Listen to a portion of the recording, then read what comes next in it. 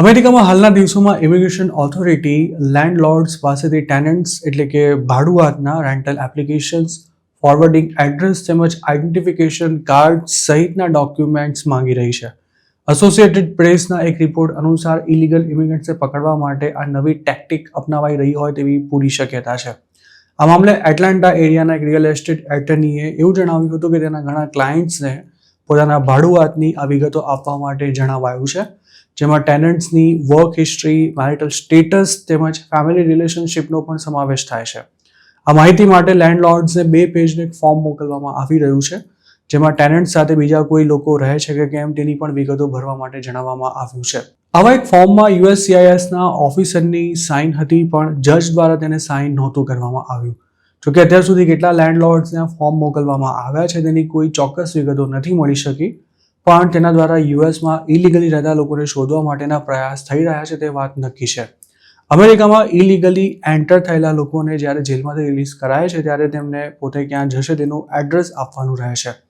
ટ્રમ્પે તો સિસ્ટમ બંધ કરાવી દીધી છે, પણ બાઇડનના કાર્યકાળ દરમિયાન લાખો ઇલીગલ ઇમિગ્રન્ટ્સને આ જ રીતે રિલીઝ કરવામાં આવ્યા હતા.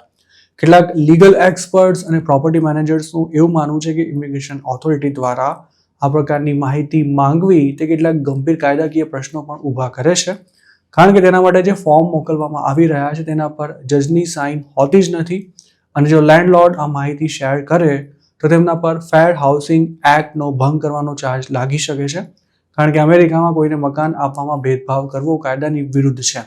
આ ઉપરાંત આવા કેસમાં મકાન માલિક જેની માહિતી ઇમિગ્રેશન ઓથોરિટી સાથે શેર કરશે તેને તો ખબર જ નહીં હોય કે તેની પ્રાઇવેટ ઇન્ફોર્મેશન આઈસ કે પછી USCIS સુધી પહોંચી ચૂકી છે. એસોસિએટેડ પ્રેસ દ્વારા જે ડોક્યુમેન્ટનો રિવ્યૂ કરવામાં આવ્યો હતો તે USCISના fraud detention and national security directorate દ્વારા ઇસ્યુ કરાયું હતું. આ ડિપાર્ટમેન્ટ પણ આઈસની માફક DHSના તાબા હેઠળ આવે છે. આ અંગે હોમલેન્ડ સિક્યોરિટીના પ્રવક્તા ટ્રિશિયા મેકલાઉગ્લિને કોઈ પુષ્ટિ ન કરતા એવું જણાવ્યું હતું કે લો એન્ફોર્સમેન્ટ ટેક્ટિક્સ અંગે ડિપાર્ટમેન્ટ કોઈ જ માહિતી શેર નથી કરતું. તેમણે એમ પણ કહ્યું હતું કે આઈસ દ્વારા મોકલવામાં આવેલા ફોર્મ ભરીને પરત ન આપવા કોઈ ક્રાઇમ નથી. તે વાત સાવ ખોટી છે, કારણ કે આઈસ કોઈ પણ રેકોર્ડ પ્રાપ્ત કરવા માટે ઓથોરાઇઝ્ડ છે, અને એજન્સી દ્વારા ઇસ્યુ કરાયેલા કોઈ પણ એડમિનિસ્ટ્રેટિવ સબપીનાને ઇગ્નોર કરવાનું પરિણામ ઘણું જ ગંભીર હોઈ શકે છે. બોસ્ટનના એક રિયલ એસ્ટેટ એટર્નીએ આ અંગે એસોસિએટેડ પ્રેસ સાથે વાત કરતા જણાવ્યું હતું કે તેમના ક્લાયન્ટ્સને ગયા મહિને આઈસ દ્વારા એક વોઇસ મેલ મળ્યો હતો, જેમાં તેમની પાસેથી ટેનન્ટની માહિતી માંગવામાં આવી હતી. બોસ્ટનના બીજા પણ કેટલાક લેન્ડલોર્ડ્સને આવા વોઇસ મેલ મળ્યા હોવાનું એપીના રિપોર્ટમાં જણાવાયું હતું. તેવી જ રીતે LAમાં પણ લેન્ડલોર્ડ્સ પાસેથી આ માહિતી માંગવામાં આવી રહી છે. આઈસ દ્વારા લેન્ડલોર્ડને આ માહિતી માટે જે ડોક્યુમેન્ટ્સ મોકલવામાં આવી રહ્યા છે તેની ભાષા પણ ધમકીભરી હોવાનું કેટલાક લીગલ એક્સપર્ટ્સનું કહેવું છે.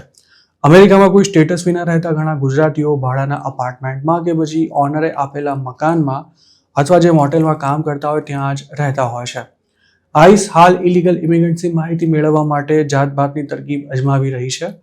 તેવામાં ભાડાના મકાનમાં રહેતા લોકોનો ડેટા પણ જો એજન્સીના હાથમાં આવી જાય તો તેનું કામ ઘણું જ આસાન બની શકે તેમ છે.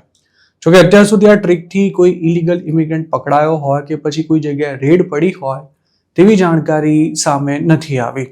આ પહેલા ટેનેસીએ પણ આવો જ એક કાયદો અમલમાં મૂક્યો હતો કે જેમાં અનડોક્યુમેન્ટેડ ઇમિગ્રન્ટને આશરો આપનારા સામે પણ કાયદાકીય કાર્યવાહી કરી શકાતી હતી. અમેરિકન ઇમિગ્રેશન કાઉન્સિલના રિપોર્ટ અનુસાર જૂન 20ના રોજ આ કાયદાને ચેલેન્જ પણ કરવામાં આવ્યો હતો.